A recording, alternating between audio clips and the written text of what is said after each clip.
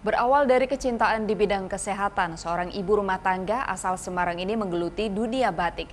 Batik dengan motif saraf dan anatomi tubuh ini kemudian menjadi ciri khas yang mengorbitkan namanya dari hanya batik rumahan, kini telah go internasional berkat pendampingan dari Dinas Koperasi dan UMKM Provinsi Jawa Tengah.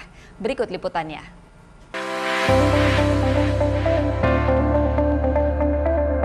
Jika biasanya batik bermotif garis atau bulatan sesuai khas daerah asal masing-masing, namun berbeda dengan batik Natra asal Semarang ini.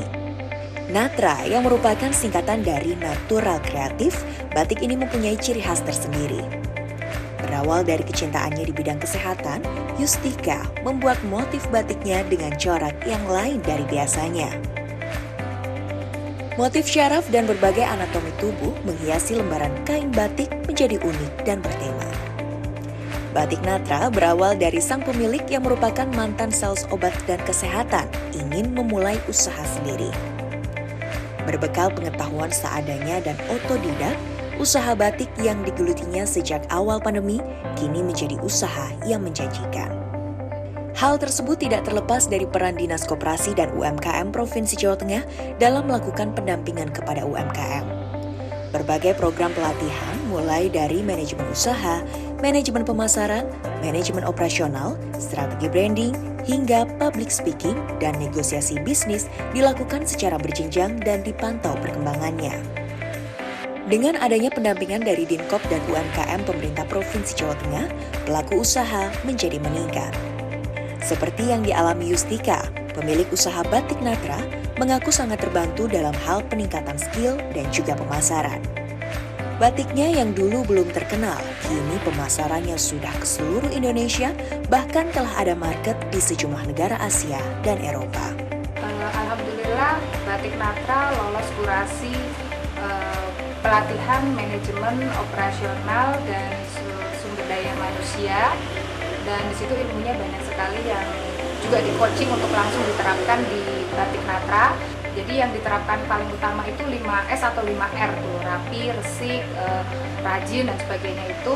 Dan itu benar-benar mengubah kinerja dari tim kami yang jadi lebih efektif, efisien, kenyamanan dan keamanannya juga meningkat, dan itu otomatis meningkatkan produktivitas dari kami. Yang awalnya batik Natra itu hanya terdiri dari 2 orang operasional yang beroperasi, sekarang sudah sekitar 7 orang. Kemudian dari omset juga kita meningkat dari rata-rata dulu 7 sampai 10 juta, saat ini alhamdulillah batik Natra sudah menembus di angka 50 juta per bulan. Selain itu juga aset kita batik Natra sampai saat ini sudah di angka 1,6. Untuk membentuk pelaku bisnis, Dinkop UMKM Provinsi Jateng melakukan pendampingan dengan metode semi-inkubasi selama 10 bulan. Dengan program berjenjang, selain dapat meningkatkan ekonomi pelaku usaha, juga membantu dalam penyerapan tenaga kerja produktif. Bidang-bidang yang ada di dalam dinas kami, ada juga pelatihan-pelatihan UMKM dan langsung fintech.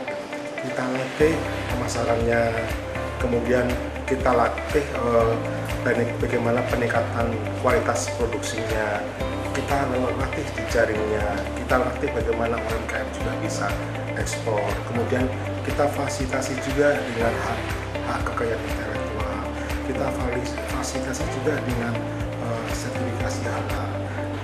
Omset dari 11 triliun di tahun 2018, di 2023 ini kita bisa meningkat 68,8 triliun. Ini yang kami lakukan bersama-sama dengan UMKM supaya omsetnya terus naik, dan otomatis peningkatan tenaga kerja juga terjadi, dan otomatis juga peningkatan aset juga terjadi, dan ini membantu pemerintah dalam mengurangi kemiskinan dan angka pengangguran.